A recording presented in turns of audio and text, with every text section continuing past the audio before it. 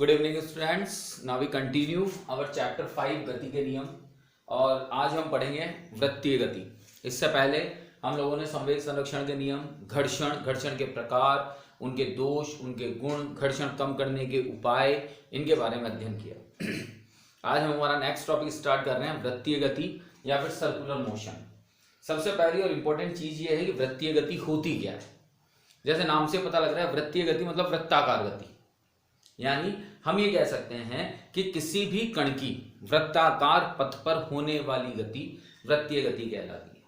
ठीक है, हम यहाँ कहते हैं कि वृत्ताकार पथ पर अगर गति होगी तो कण क्या करेगा, एक समान चाल से चलेगा। एक समान चाल से चलेगा तभी वृत्ताकार पथ बनाएगा। अगर उसकी चाल भिन्न भिन्न हुई तो वृत्ताकार पथ भी कम ज्यादा हो जाएगा। तो कहने का मतलब यह है कि वृत्तीय गति यानी वृत्ताकार पथ में होने वाली गति, और वृत्तीय गति के अंदर जो कण की चाल होती है वो एक समान होती है। ठीक है, इसलिए इस गति को हम एक समान वृत्तीय गति भी कहते हैं। तो वृत्ताकार वृत्तीय गति को हम कैसे परिभाषित करते हैं, देखिएगा।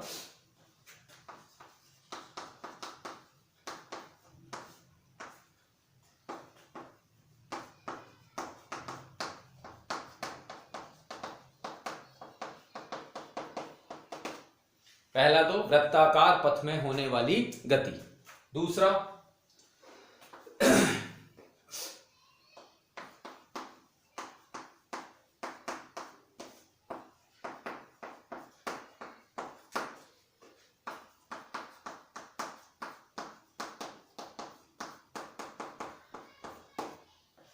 एक समान चाल से होने वाली गति। तो ये दो प्रकार की गतियां हो गई, एक तो वृत्ताकार पथ में होने वाली गति और एक समान चाल से होने वाली गति। तो इनसे मिलकर जो गति बनती है उस गति को हम वृत्तीय गति कहते हैं। अब इसको मैं यूं कह सकता हूं कि अगर सपोज दैट हमारे दिमाग में क्वेश्चन क्या आता है कि अगर चाल अलग अलग हो जाए तो फिर वृत्ताकार पथ पर क्या प्रभाव पड़ेगा। तो थोड़ा सा हम सोचते हैं इस चीज को कि हमने एक पत्थर लिया, उसे एक धागे से बांधा और धागे से बांधकर उसे वृत्तीय पथ में घुमाया। अब जब हम उसे वृत्ताकार पथ में घुमाते हैं तो जब हम उसका वेग बढ़ाएंगे तो आप सोचिए कि जब आप उसका वेग बढ़ा रहे हैं और वेग बढ़ाकर अगर आपने उसको इजी गोइंग छोड़ दिया तो वो आपके फिंगर पर लिपटता चला जाएगा। दैट मीन वृत्ताकार पथ छोटा होता चला जाएगा। और अगर आपने इजी गोइंग उसके वेग को कम कर दिया तो धागा वापस खुलना शुरू हो जाएगा और वेग और वृत्ताकार पथ बढ़ना शुरू हो जाएगा। तो कहने का मतलब ये हो गया कि वेग में परिवर्तन से वृत्तीय पथ के अंदर भी परिवर्तन आता है। इसलिए हम ये कहते हैं कि वृत्तीय गति के अंदर जो कण गति करेगा वो एक समान चाल से गति करता है। ठीक है, तो वृत्तीय पथ की गति क्या हुई कि ऐसी गति जो वृत्ताकार पथ में होती है और जिसके अंतर्गत कण हमेशा एक समान चाल में चलता है, उसे हम वृत्तीय गति कहते हैं। अब वृत्तीय गति से संबंधित महत्वपूर्ण परिभाषाएं हम पढ़ते हैं। जैसे मैंने मेरी पिछली क्लासेस में भी बताया है कि वृत्ताकार पथ का मतलब ही अपने आप में ये हो जाता है कि वृत्ताकार पथ में कण कोण बना रहा है। तो अगर कण कोण बना रहा है तो इसका मतलब ये हो गया कि वहां पर कोणीय गति काम में आएगी। अब कोणीय गति में आप कोणीय विस्थापन ले लीजिए, आप कोणीय वेग ले लीजिए, आप कोणीय त्वरण ले लीजिए, आप कोणीय संवेग ले लीजिए, तो ये सारी की सारी भौतिक राशियां किससे संबंधित है, वृत्ताकार गति से। ठीक है, तो अब हम वृत्तीय गति से संबंधित महत्वपूर्ण परिभाषाओं का अध्ययन करते हैं। तो देखिएगा,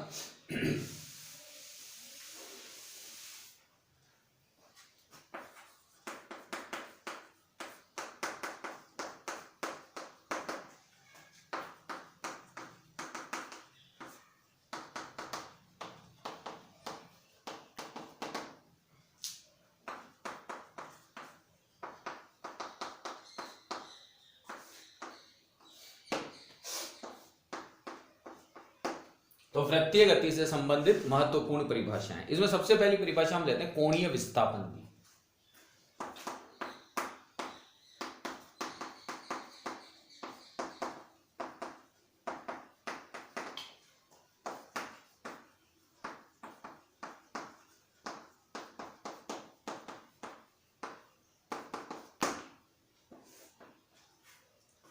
कोणीय विस्थापन होता क्या है, हम ये कहते हैं कि कण की अवस्था जो है वो वृत्ताकार पथ में अगर कण गति कर रहा है तो कण की अवस्था में वृत्ताकार पथ पर होने वाला न्यूनतम परिवर्तन कोणीय विस्थापन कहलाता है।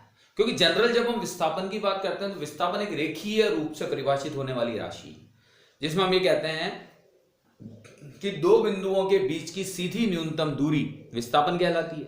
लेकिन अब यहां दो बिंदुओं के बीच का तो सवाल ही पैदा नहीं हुआ, यहां तो कण कैसा घूम रहा है, वृत्ताकार। तो यानी वृत्ताकार पथ में कण द्वारा तय की गई न्यूनतम दूरी क्या कहलाएगी, कोणीय विस्थापन। तो यहां पर अगर हम डेफिनेशन लिखें तो क्या लिखेंगे,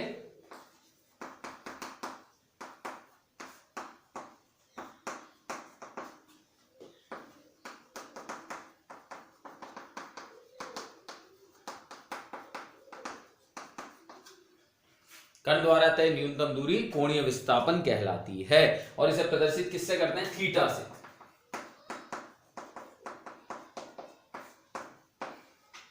किससे प्रदर्शित करते हैं इसको, थीटा से। और जब हम इसके मात्रक की बात करते हैं तो थीटा इज द एंगल, और एंगल का मात्रक क्या होता है, रेडियन। इसका मात्रक क्या होता है, रेडियन। ठीक है, अब आते हैं हम इसी से रिलेटेड कोणीय वेग पर। अगर हम रेखीय वेग की बात करते हैं तो रेखीय वेग क्या होता है, रेखीय वेग होता है विस्थापन में परिवर्तन की दर वेग कहलाती है। अब अगर हम कोणीय वेग की बात करेंगे तो कोणीय वेग क्या होगा, कोणीय विस्थापन में परिवर्तन की दर कोणीय वेग कहलाएगी। तो यहां पर जब हम कोणीय वेग को डिफाइन करते हैं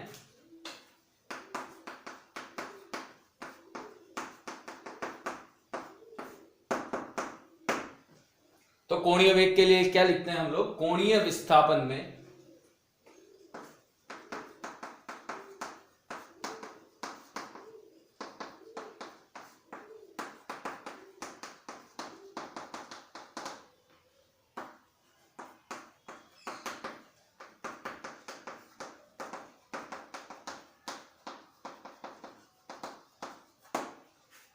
कोणीय वेग कहलाता है। कोणीय वेग को किससे प्रदर्शित करते हैं हम लोग, ओमेगा से। ठीक है, तो ओमेगा इक्वल्स क्या होगा, कोणीय विस्थापन में परिवर्तन की दर। यानी थीटा का अगर हम समय के सापेक्ष अवकलन करते हैं तो कोणीय वेग हमें प्राप्त हो जाएगा। अगर हम इसके मात्रक की बात करते हैं तो मात्रक क्या होगा, रेडियन पर सेकंड। ये कोणीय वेग का मात्रक कहलाता है। ठीक है, विमीय सूत्र अगर हम लेते हैं तो एंगल का तो कोई विमीय सूत्र होगा ही नहीं, समय बचा तो समय का विमीय सूत्र क्या होगा, m not l not t minus 1।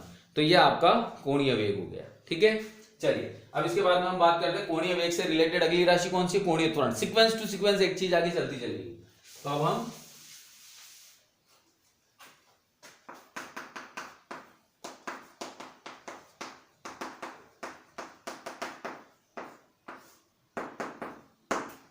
कोणीय त्वरण, कोणीय त्वरण को किससे प्रदर्शित करते हैं हम, अल्फा से। तो कोणीय त्वरण को हम कैसे परिभाषित करते हैं, कोणीय वेग में परिवर्तन की दर कोणीय त्वरण कहलाती है। ठीक है, तो अल्फा इक्वल्स टू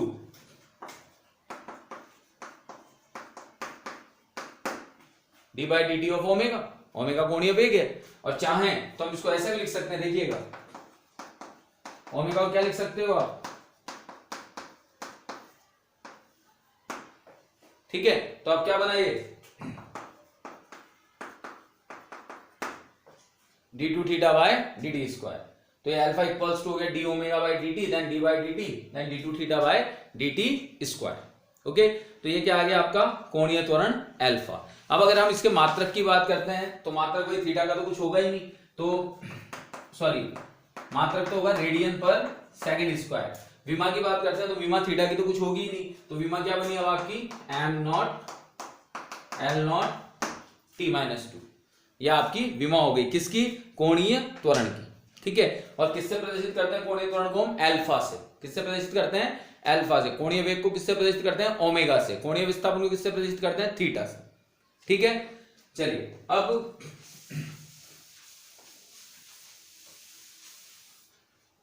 हम बात करते हैं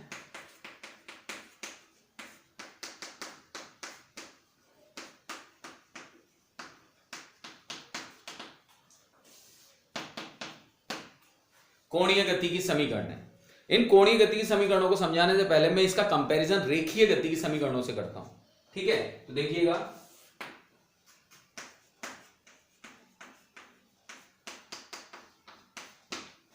ये तो है आपकी रेखीय गति,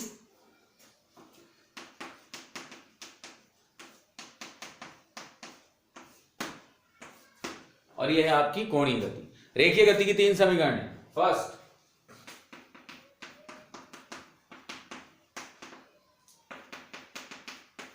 सेकंड,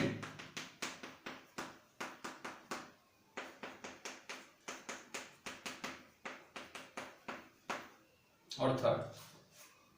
वेल नोन है, आप लोगों ने पढ़ रखी है। v equals to u plus a t, s equals to u t plus half a t square, और v square equals to u square plus 2as। ये आपकी रेखीय गति की समीकरण है। अब जब हम इसे कोणीय गति में बदलेंगे, समझिएगा, तो ये आपका अंतिम वेग, ये आपका प्रारंभिक वेग।